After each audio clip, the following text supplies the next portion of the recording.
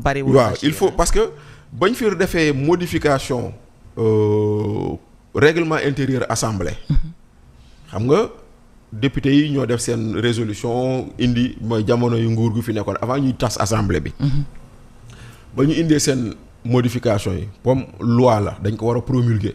yónni nañ ko président Bassirou Diomaye mu bañ ko promulguer.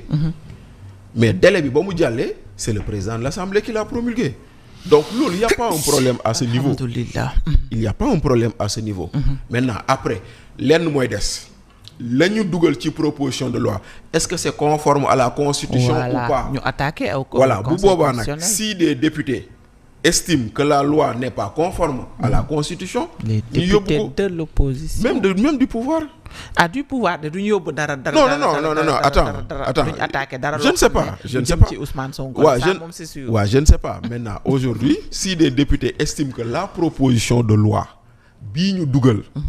n'est pas conforme à la constitution, ils ont le pouvoir et le droit ou l'obligation, peut-être même le devoir de dem saisir conseil constitutionnel addu si ndaxte bañ fi indee seen proposition de loi interprétative de la loi d'amnistie dañ ko yóbbu conseil constitutionnel annuler loi bi bañ fi defee seen règlement intérieur dañ ko yóbbu conseil constitutionnel annuler loi bi donc yooyu yëpp xam nga muy fi donc maintenant yooyu c'est des mécanismes politiques yoo xam ne may nañ ko des gens pour ñu mën a exercer un contre-pouvoir wala ñu mën a faire durer la guerre ou le combat politique mais lu ci mënti doon je pense que c'est une proposition de loi qui va passer mais c'est une proposition de loi pour sauver Ousmane Sonko point final. mais foofu la ñuy taxaw fi nga yem.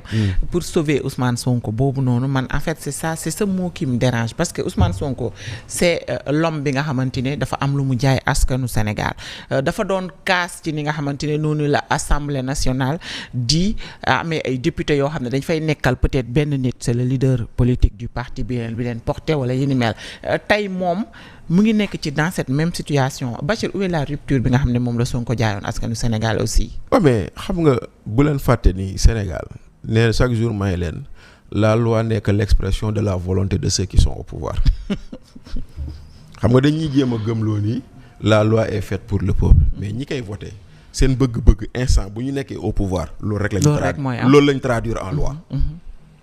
waaw maintenant nag ici. on a un problème au lieu de voter des lois pour le peuple on vote une loi pour un homme. malheureusement. bu boobaa nag foofu ngay gis ni rupture bu ñu jaayoon amul. bu boobaa romb nañ ko bu yàgg moo tax may la on nous a vendu la révolution pour nous faire de la rotation. xam nga lan mooy rotation. puusal ma toog. on nous a vendu la rupture pour faire de la continuité. ndaxte démb ak barki démb dañ doon utiliser ay loi pour xeex nit. effectivement mais tey jii dañuy utiliser loi pour dooleel nit. ça moo changé ça revient au même. mooy maanaam la loi est utilisée à des fins personnelles. malheureusement pour nous Sénégalais nañu xam ni démb dañoo newoon dañoo utiliser loi pour xeex nit tey dañuy utiliser loi pour dooleel nit. et li ci gën a graaw mooy nit bu ñu doon xeex démb tey moom la ñuy dooleel. jeex na tàkk.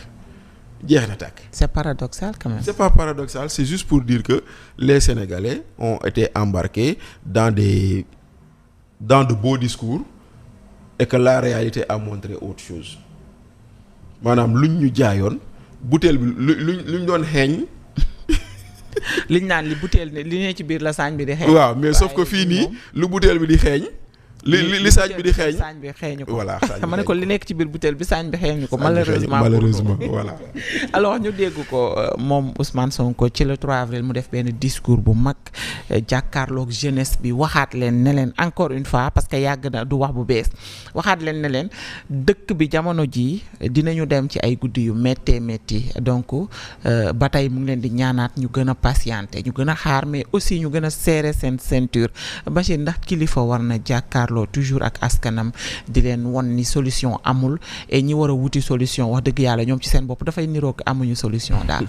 waaw xam nga nag y a comment ça s'appelle encore il y a deux choses il y a la forme et il y a le fond. Il y a le fond. La forme moo di ni le 3 avril dafa amoon clôture semaine nationale de la jeunesse.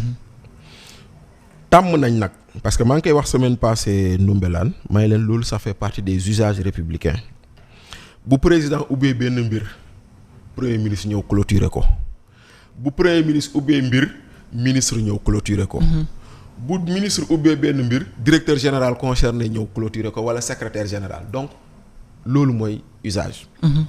Donc de ce point de vue il y a rien à dire maintenant premier ministre dañ ko jox tribune institutionnelle mu transformer ko en tribune politique parce que dégg naa Ahmed Ndoye di ko wax et il a raison sunu premier ministre dafa dem Mbour def hors sujet. hors sujet la def effectivement. Voilà parce que semaine nationale bi am na on dit thème. semaine nationale de la jeunesse thème bi la jeunesse au cœur de l'olympisme xawma l'olympisme au cœur de la jeunesse. parce que ñu ngi waajal JOJ. ñu ngi waajal JOJ boo seetloo discours président de la république du 4 avril bi lu ci ëpp ci JOJ bi la tege. yow waxoo dara lu jëm ci JOJ bi. waxoo dara lu jëm ci JOJ bi loolu yëpp je suis dans les considérations de forme. beneen bi ñoom ba ñu demee di ko def defe naa sax avant may ñëw ci émission bi nii Cheikh Issa Sall la ñu invité tey. dina ci ñëwaat. mais Cheikh Issa Sall moom mooy maire de Mbour. Fatou noo mën a xalaatee ngay ñëw nga doon maire de Mbour ñuy premier ministre day ñëw Mbour ñu ne le maire de Mbour n'est pas associé à la manifestation Cheikh Issa Sall demoon na ba ne leen moom du dem ñu koy saraxu. ndaxte ba ñuy bind convocation yi sax wala invitation yi sax binduñu Cheikh Issa Sall monsieur Issa Sall lañ bind turu maire bi sax xamuñu ko. ça c'est grave quand même. ah ben voilà nga mën a ñëw organiser Cheikh Issa était le seul maire de tout le département bu fa nekkoon si loo xam ne ñu ne département Mbour la parce que on a transformé une tribune institutionnelle en une tribune politique malheureusement. maintenant nga ñëw ci moom lu mu wax moom premier ministre dañu ne na Sénégalais yi xaar à des moments difficiles Fatou lu premier ministre wax moo ko mujj wax.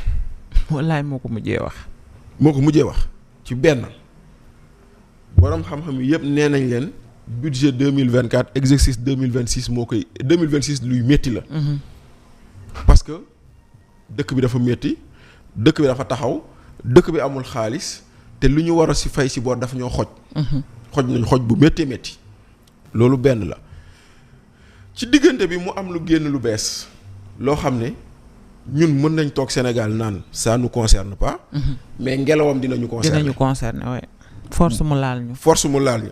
mooy la xew diggante Israël Iran ak États-Unis lu tax loolu muy am ndaxte dafa am ci dex yi nekk foofu noonu lu ñu tuddee détroit d'Ormuz mooy bërëb boo xam ne bëri na bateau yoo xam ne bu ñu jógee Asie di dem Europe foofu la ñuy jaar. te bateau boobu ci territoire iranien la nekk ci benn côté bi ci beneen côté bi xamu ban dëkk fàtte naa sax ban dëkk leen mais lu